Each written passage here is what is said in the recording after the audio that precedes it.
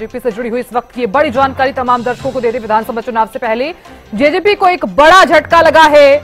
नरवाना और बरवाला के विधायक ने जेजेपी को अलविदा कहा। बड़ी जानकारी जेजेपी से जुड़ी इस वक्त की बड़ी जानकारी आपको दे रहे हैं। देखिए, विधानसभा चुनाव बिल्कुल नजदीक है और इससे पहले आप लगातार देख रहे होंगे कि जेजेपी को इससे पहले भी झटके लगे हैं। अब बरवाला और नरवाना की जो विधायक हैं उन्होंने पार्टी को अलविदा कह दिया है। तो चुनावी समय चल रहा है और उस बीच लगातार पार्टी को झटके लगना। नरवाना के विधायक रामनिवास सुरजाखेड़ा ने इस्तीफा दे दिया है और इधर विधायक जोगीराम सिहाग ने भी इस्तीफा दे दिया है। तो बड़ी जानकारी जेजेपी से जुड़ी हुई इस वक्त की। विधानसभा चुनाव से ठीक पहले जेजेपी को दो और बड़े झटके लगे हैं। इससे पहले भी आपने देखा होगा कि लगातार जेजेपी को झटके पे झटके लग रहे हैं। हालांकि चुनावी समय चल रहा है और उससे पहले पार्टी को छोड़ना एक बड़ी बात है। और इस बीच विधानसभा स्पीकर को अपने विधायक पद का इस्तीफा भेजा है। सुरजाखेड़ा ने कहा कि पार्टी की गतिविधियां मेरी राजनीतिक विचारधारा से विपरीत हैं। तो जेजेपी से जुड़ी हुई इस वक्त की बड़ी जानकारी। विधानसभा चुनाव से पहले जेजेपी को दो और बड़े झटके लगे हैं। नरवाना और बरवाला के विधायक ने जेजेपी को अलविदा कह दिया है। नरवाना के विधायक रामनिवास सुरजाखेड़ा ने इस्तीफा दे दिया है। बरवाला के विधायक जोगीराम सिहाग ने भी इस्तीफा दे दिया है।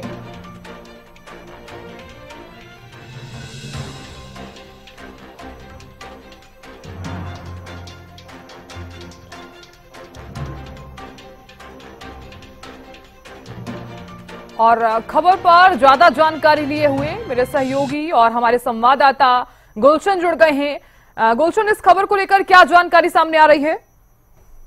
जी साधना, बिल्कुल मैं बता दूं, जेजेपी पार्टी को आज बहुत बड़ा झटका लगा है। जेजेपी के पहले भी कई विधायक अपने इस्तीफा दे चुके पार्टी को। आज दो विधायक, नरवाना से विधायक रामनिवास सुरजाखेड़ा और बरवाला से जो विधायक है जोगीराम, उन्होंने पार्टी के पदों के साथ साथ विधानसभा से भी इस्तीफा दे दिया है। और उन्होंने अजय चौटाला को इस्तीफा भेजते हुए लिखा है कि पार्टी की गतिविधियों से मैं काफी राजनीतिक रूप से मेरी विचारधारा से अलग थी। पिछले 2 सालों से मेरी विचारधारा पार्टी गतिविधियों से नहीं मिलती रही, जिस कारण मैं आज पार्टी के पदों से मुक्त हो रहा हूं। और उन्होंने विधानसभा स्पीकर को भी अपना इस्तीफा भेजा है। और ऐसे ही जोगीराम सिहाग है जो बरवाला से, दोनों ने ही पार्टी के पदों से और विधायक पद से इस्तीफा दे दिया गया। और जेजेपी पार्टी को विधानसभा चुनाव से पहले बहुत बड़ा झटका लगा है।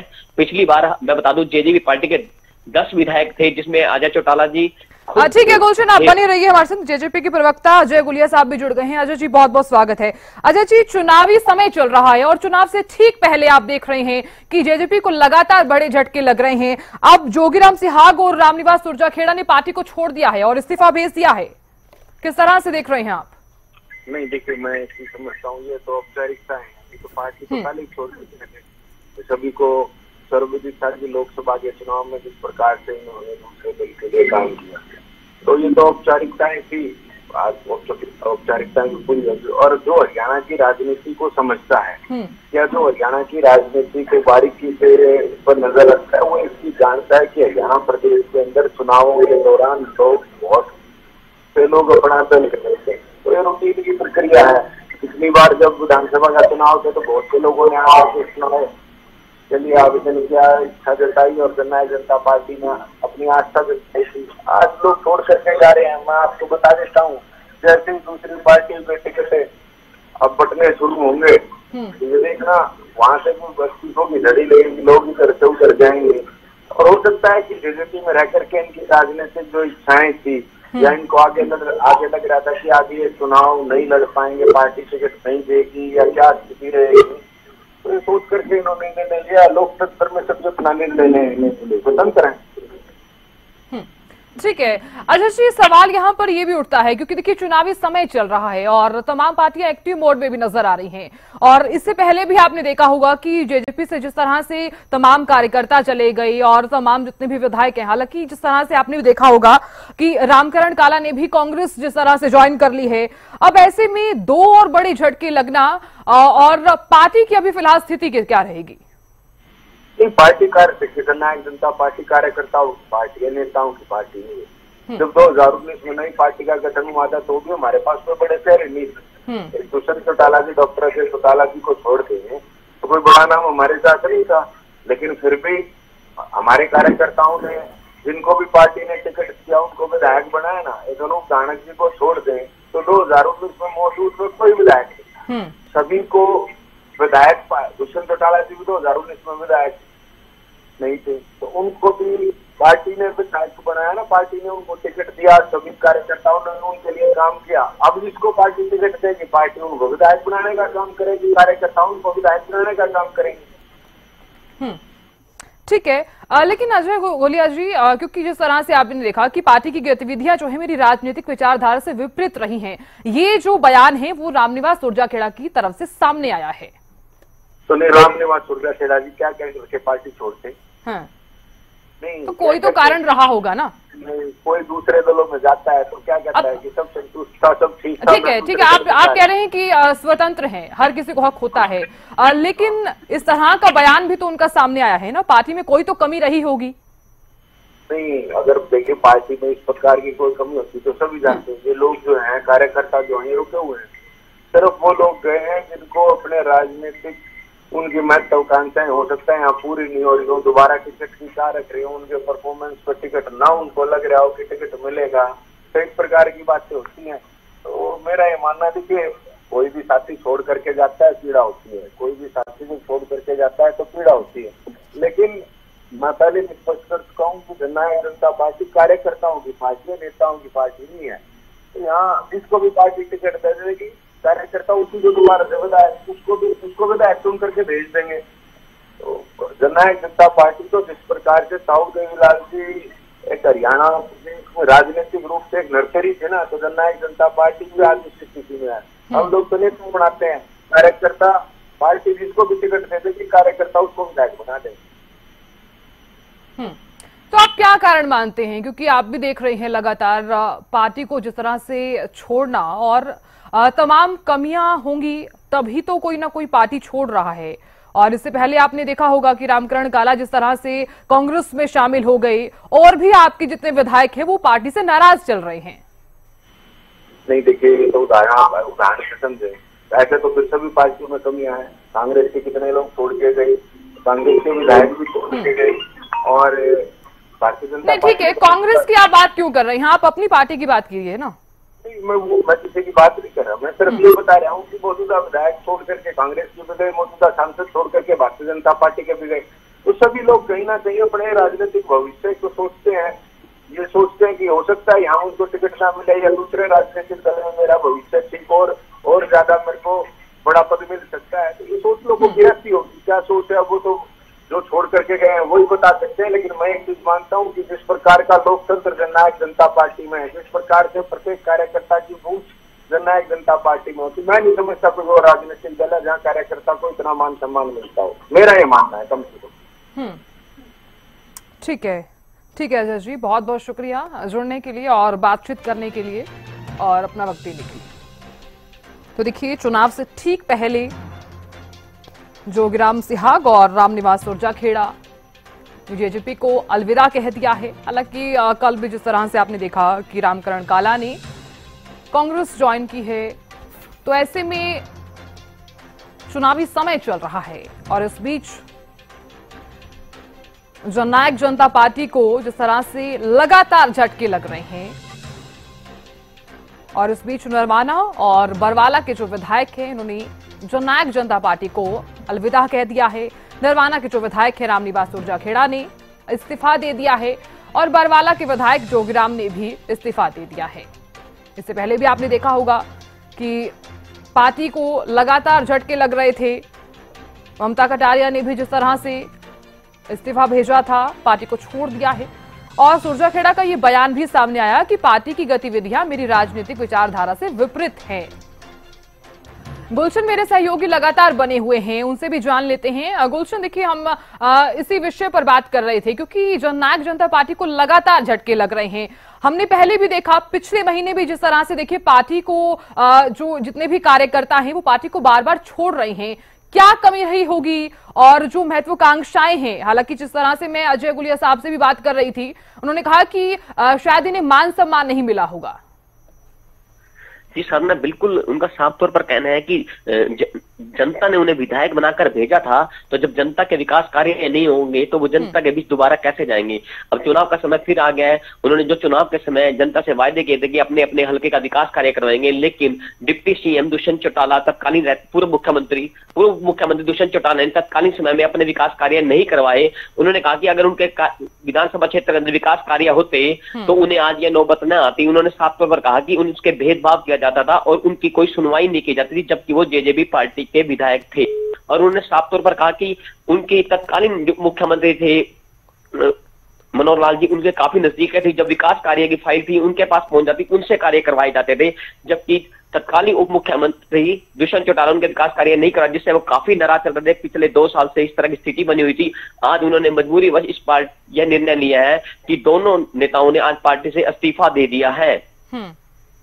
बिल्कुल गुलशन, बहुत शुक्रिया पूरी जानकारी देने के लिए और खबर पर नजर बनाए रखने के लिए। आगे भी आप जानकारी लगातार लेते रहेंगे। और इस खबर पर ज्यादा बातचीत करने के लिए हमारी न्यूज एडिटर ज्योति सांगवान जुड़ गई हैं। ज्योति, देखिए, जननायक जनता पार्टी को लगातार झटके लग रहे हैं। अब 2 विधायक जिन्होंने इस्तीफा दे दिया है। बिल्कुल बैक टू बैक बड़े झटके लग रहे हैं जननायक जनता पार्टी को। तो काफी ठीक कहा साधना, क्योंकि चुनाव करीब है और जो विधायक पहले ही पार्टी से मुखर नजर आते थे, पार्टी के खिलाफ बयानबाजी करते थे, दूसरे दलों की टिकट के लिए प्रयासरत हैं, उन्होंने अब पार्टी से किनारा करना शुरू कर दिया है। कुछ विधायकों की हम पहले बात करें तो पहले पार्टी पदों से इस्तीफा दिया गया, उसके बाद दूसरे दलों का रुख किया गया। लेकिन इन दोनों ही विधायकों में, जिनमें हम बात करते हैं नरवाना विधायक की, बरवाना विधायक की, पार्टी से तो इस्तीफा दिया ही गया है, साथ ही विधानसभा से भी इस्तीफा दे दिया गया है, स्पीकर को भी लिखा गया है। और ये तब हो रहा है जब राज्यसभा के लिए बीजेपी उम्मीदवार किरण चौधरी की ओर से नॉमिनेशन फाइल किया गया। ये भी 2 उम्मीदवार रहे जिन्होंने किरण को अपना समर्थन दिया है। कल ही ये समर्थन देते हैं, आज ही इनकी ओर से रिजाइन कर दिया गया है विधायक पद से, विधानसभा सदस्यता से। तो ये बड़े झटके जननायक जनता पार्टी के लिए कहे जाएंगे और ये बिल्कुल पहली या अंतिम बार भी नहीं है। ये सभी जानते हैं हरियाणा में 10 विधायक 2019 में चुनकर आए और तमाम विधायकों की हम बात करें, रामकरण काला, शाहबाज विधायक पहले ही कांग्रेस में जा चुके हैं, कल ही कांग्रेस में शामिल हुए भूपेंद्र हुड्डा की अगुवाई में। ईश्वर सिंह ने आज ही कुमारी शैलजा से मुलाकात की है और आने वाले 2 से 3 दिन में ये संभव है, खबर है कि वो कांग्रेस में शामिल होंगे। उनके बेटे पहले ही कांग्रेस में शामिल हो चुके हैं। देवेंद्र बबली लोकसभा चुनाव में कांग्रेस का समर्थन कर रहे थे, प्रचार करते नजर आए थे। संभव है कि वो भी कांग्रेस का अगर किसी तरह की कमिटमेंट होती तो कांग्रेस में ही शामिल हो। दूसरे अगर विधायकों की हम बात करते हैं, जोगराम सिहाग लगातार मुखर नजर आ रहे थे और जब सरकार पर अल्पमत में होने के आरोप लग रहे थे तब भी सीएम हाउस में जोगराम सिहाग पहुंचे थे, आपको याद होगा। रामनिवास सुरजाखेड़ा पहुंचे थे, खुलकर इनकी ओर से कहा गया कि सरकार अल्पमत में नहीं है और ऐसी कोई भी नौबती स्थिति आती है तो हम भारतीय जनता पार्टी के साथ खड़े हैं। तो ये 2 विधायक हो गए। ये दोनों ही बीजेपी में इसलिए भी जाते नजर आ रहे हैं क्योंकि जिस बात का मैं पहले भी जिक्र कर रही थी, किरण को समर्थन इनकी ओर से दिया गया है। राम कुमार गौतम, जो सदन में भी हमने देखा, दुष्यंत और राम कुमार गौतम में जिस तरह की बयानबाजी हुई, वो पार्टी लाइन से भी अलग चलते रहे, दुष्यंत के खिलाफ भी अलग अलग मुद्दों पर खड़े नजर आए, दुष्यंत पर गंभीर आरोप लगाते भी वो कई बार नजर आए। क्योंकि अब जब ये चर्चा हो रही क्या कांग्रेस में जाएंगे तो बीजेपी में जाएंगे, कल किरण को समर्थन देते भी नजर आए थे, तो संभव है कि राम कुमार गौतम भी बीजेपी का रुख नजर आए। तो तमाम वो विधायक जो कि बीजेपी की टिकट पर चुनकर आए थे, बीजेपी ने खूब दावे किए कि 10 महीने की पार्टी, 10 विधायक हमारे बनकर आ गए हैं, लेकिन इन विधायकों की ओर से भी बहुत बार कहा गया कि हम अपने दम पर चुनकर आए हैं। क्योंकि बहुत सारे वो लोग हैं ये जो दूसरे दलों से प्रयास कर रहे थे, टिकट नहीं मिला, रातों रात जननायक जनता पार्टी को जुड़े, टिकट मिला और जीत कर आए। तो अब बीजेपी की मुश्किलें कहीं ना कहीं बढ़ती नजर आ रही। तो विधायकों की हम बात कर रहे थे, उनमें से केवल दुष्यंत चौटाला जो कि पूर्व डिप्टी सीएम है, पार्टी की सबसे बड़ी नेता के तौर पर जिन्हें पेश किया जाता है, उचाना से विधायक हैं दुष्यंत चौटाला और उनकी माता, उनकी माँ नैना चौटाला जो कि बारडा से पार्टी विधायक हैं, और अमरजीत ढांडा विधायक। ये केवल 3 विधायक आप कह सकते हैं। और इनमें सबसे रोचक बात ये भी है, हम पहले जिन विधायकों का नाम ले रहे थे, अनूप ठाणे, जिनको लेकर लगता था कि ये कम से कम लॉयल हैं पार्टी के लिए या अजय चौटाला परिवार के लिए, जिन्हें मंत्री भी बनाया गया था, तो वो भी पार्टी से किनारा कर गए हैं, उनकी भी आस्था बीजेपी में नजर आ रही है। तो बिल्कुल आपका सवाल ठीक है कि मुश्किलें लगातार बढ़ रही है बीजेपी की, कहीं ना कहीं बैक टू बैक झटके लगातार लग रहे हैं। केवल 3 विधायक अभी बचे हैं, जिनमें से 2 माँ और बेटा ही हैं, दुष्यंत और रैना ही है। आने वाले दिनों में ये भी देखना है कि ढांडा की आस्था लगातार बरकरार रहेगी या वो भी राहें अलग कर सकते हैं। तो जननायक जनता पार्टी की मुश्किलें हमने लोकसभा में भी देखी, बहुत बुरा प्रदर्शन रहा, हर सीट पर जमानत जब्त हुई और विधानसभा चुनाव से पहले तो पार्टी के सामने विधायकों को बचाने की चुनौती थी ही, जिसमें पार्टी फेल होती नजर आ रही है। अच्छे या मजबूत उम्मीदवारों को उतारना भी एक बहुत बड़ी चुनौती जननायक जनता पार्टी के सामने विधानसभा में होगी। बिल्कुल ज्योति, देखिए जिस तरह से रामनिवास सुरजाखेड़ा का बयान भी सामने आया है, उन्होंने भी कहा है कि पार्टी की जो गतिविधियां हैं मेरी विचारधारा के विपरीत हैं। इस बयान को आप किस तरह से देख रही हैं? बिल्कुल, देखिए रामनिवास सुरजाखेड़ा पहले भी कई बार दूषण के खिलाफ बोले हैं।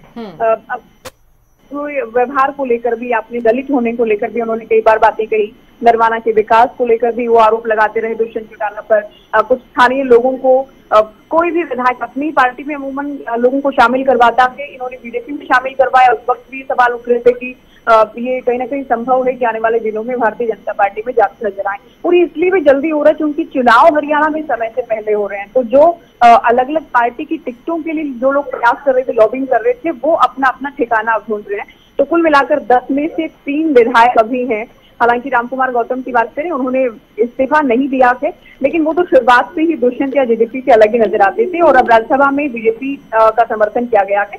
संभव है वो भी अपना नया पार्टी, नया ठिकाना जरूर आने वाले दिनों में ढूंढ सकते हैं। साधना, बिल्कुल बिल्कुल ज्योति, आपने जिस तरह से जिक्र भी किया है कि अब जननायक जनता पार्टी के 3 विधायक अब रह गए हैं, तो ऐसे में राजनीति के इस पार्टी का भविष्य क्या रहेगा?